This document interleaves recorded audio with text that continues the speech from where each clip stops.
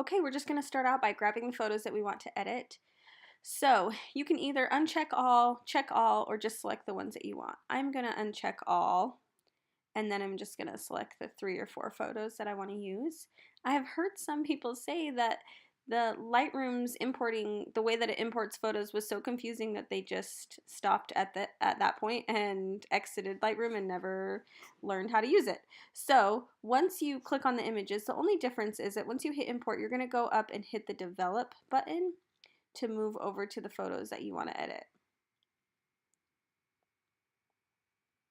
So it's up by the library. Do you see how there's library develop?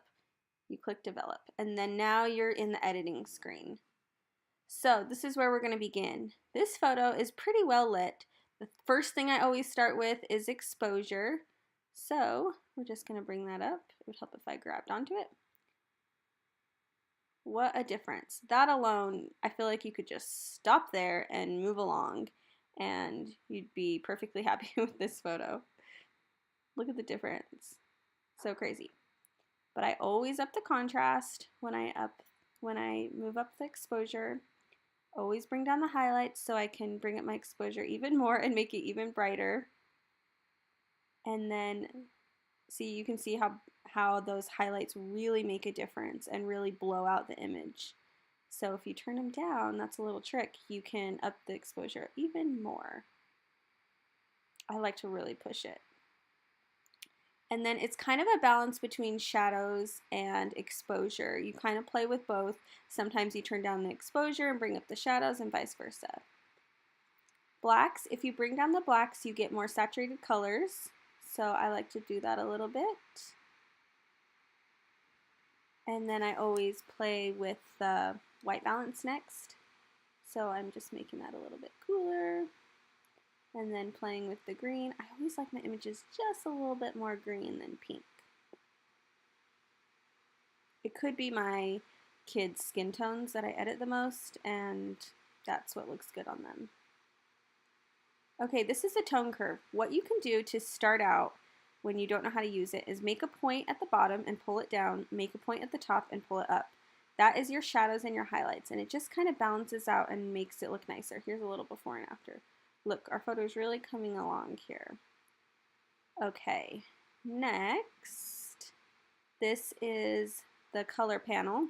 So I always like to use that little dropper and click on the hair and then scroll up just to lighten it a bit because I feel like his hair never looks what it looks like in person, and he has the prettiest hair color in person, and I always like to try to get it just right.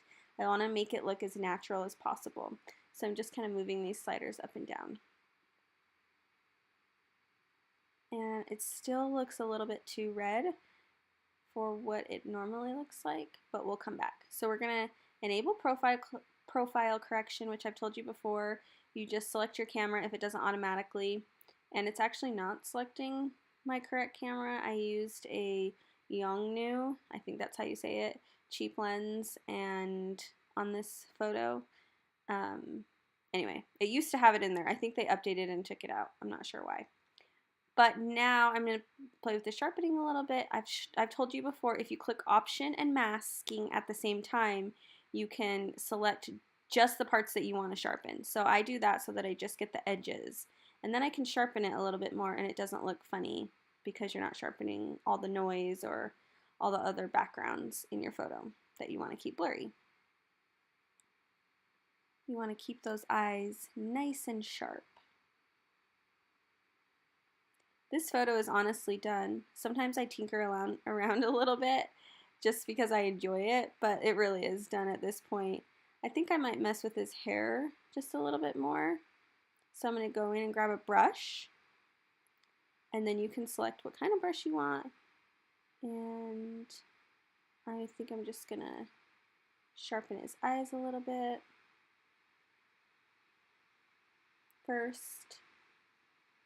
So I have a little LP lacy eyes that I like to use, and it basically is a little bit of exposure, a little bit of sharpness, and a little bit of highlights and contrast for the eyes, and you don't want to go crazy, you want to keep it really subtle.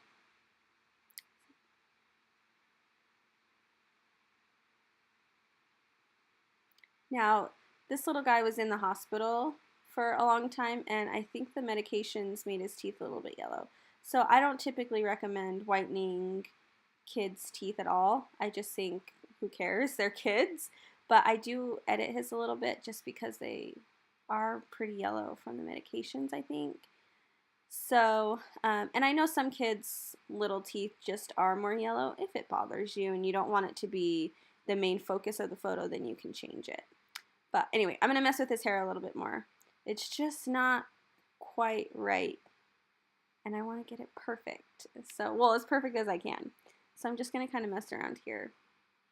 So again, I just clicked on his hair and then I swipe up and it just kind of changes naturally. If I go up, it goes more orange. If I go down, it goes less orange. So I usually do try to bring down the saturation just a little bit in his hair so it looks more natural. Not sure why my boy's red hair always looks redder or a different shade, and I want it to look exactly how it looks in person. So I struggle with this and mess with this a lot. So now I'm going to grab a brush, I think, and just kind of mess with just the hair. And I'm going to click on the hair here and just take down the saturation a tiny, tiny bit. Let's see if that makes a difference. You don't want to go too crazy or it'll start to look weird. But I do this sometimes just to help the hair look more natural.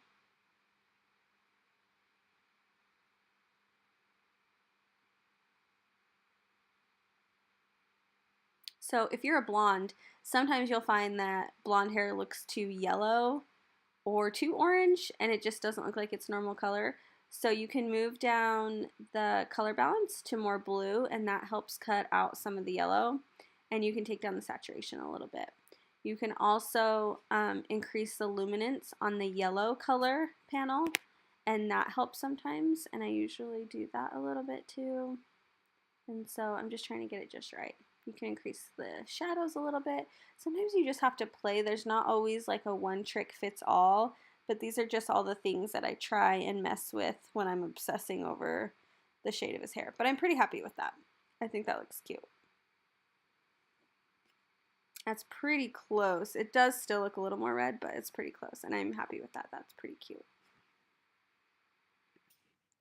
So I'm not going to walk you through all of this. It's all the exact same changes that I did on the last photo, so I feel like you'd be really bored.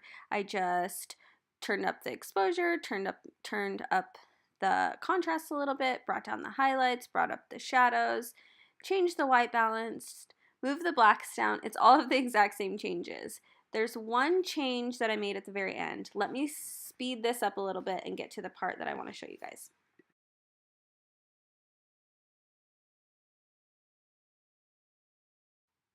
Okay, I've zoomed in a little bit and there is some chromatic aberration on this photo. I think that's how you say it. So you can see once you bring up the shadows or the exposure a lot, sometimes you'll get this little purple line, and it can be green or blue. It just depends. So what you can do is go in, you hit the manual button, and you bring up this little slider. Do you see how that purple just disappears and turns into the normal shadow that it should be? You could kind of see it in around his eyes too. So I just brought that up and now it disappeared. Okay, now we're just going to move to the next photo. So you just click on it and let's try pasting our settings. And look, it looks pretty good. I am pretty happy with that. We're just going to turn it down a tiny bit and mess around here with the white balance and the tint and see if we can get that looking just right. Okay, let's try cropping this photo and see if we can get it looking right. What I really want to do is get the dog out of it.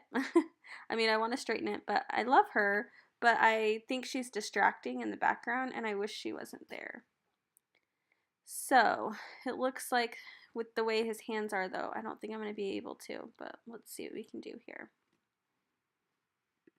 Looks like this is the best I can do. So we're going to have to clone stamp her out.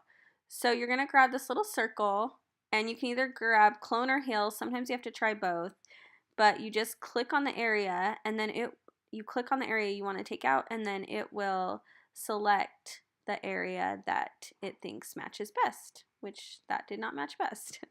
So this is where Photoshop is better than Lightroom in this cloning. It has gotten a lot better from their earlier versions, but we still have a long way to go with the clone stamp. Sometimes it's spot on and it works great.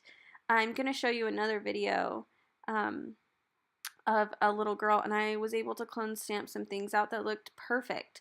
But this just isn't working right. If this was a client photo, I would take it into Photoshop for sure and just edit the spot out properly.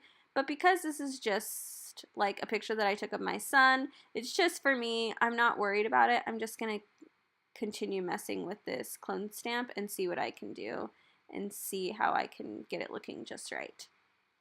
So it doesn't look obvious right now, but it doesn't look great. So I'm just going to kind of mess around here and see what I can do. Messing with the opacity and the feather, and for whatever reason it's just darker right there because the sun isn't hitting it, and so it just makes it look weird. So I'm going to try lightening this little spot underneath the spot that I cloned so it can kind of match up a little bit. I'll just grab an exposure brush and brush a little bit underneath and just kind of even it out, and now it kind of just looks like a pillow back there. And anyway, it's not super noticeable. It just kind of looks like the pillow's folded, and that's fine. You just want, when someone first looks at the photo, it's not the first thing they see. So I think we'll just go with this. Okay, let's move on. Let's fix his cute little eyes and make them pop a little bit more. I always use my little LP Eyes Enhanced, which just changes the exposure a little bit, the contrast a little, the highlights a little, and it adds some sharpness. And you can see all my adjustments right there on that little box. And then sometimes I do it a little more. You don't want to overdo exposure or they look like they have demon eyes. See that? So yeah, don't do that. Keep it really subtle. Subtle changes make the biggest difference, especially when you keep stacking them on top of each other. So I really like that. I'm happy with that. Okay, I'm just messing with the shadows here. There's a lot of shadowing. I just kind of want to brighten his face a little bit, but I don't want to lose all those details and the freckles and his dimple and all of that. So just kind of messing around here. I wish I could turn down the highlights more, but I've already gone all the way to the bottom. And messing with the whites a little bit. It's just like a balancing act between the whites, the shadows, the highlights, and the exposure to get the brightness exactly how you want. Okay, I know I'm a little neurotic about this, but the hair is driving me crazy. So I'm clicking it on his hair and then sliding my mouse up, and I am going to see if I can turn down that orange a little bit and make it look more how it does in person. So let's see, if I bring that orange luminance up a little, I feel like that helps a little bit. And the yellows, that really helps the background too, so that the background doesn't look so yellow. That looks pretty good. Let's look at the before and the after. Isn't that crazy? Such a big difference. Okay, let's look at all our before and afters. You can see all the difference here. I like to compare them when they're in a set and just make sure they look very similar, and I'm happy with all these. So now we're going to hit export and just type in a name in the custom text box. Just kind of wanted to show you the settings that I use. Braxton Pillow Fight, that's what I'm going to title this. And then I'm going to save it to my hard drive, or click hard drive, hit desktop, and then hit export.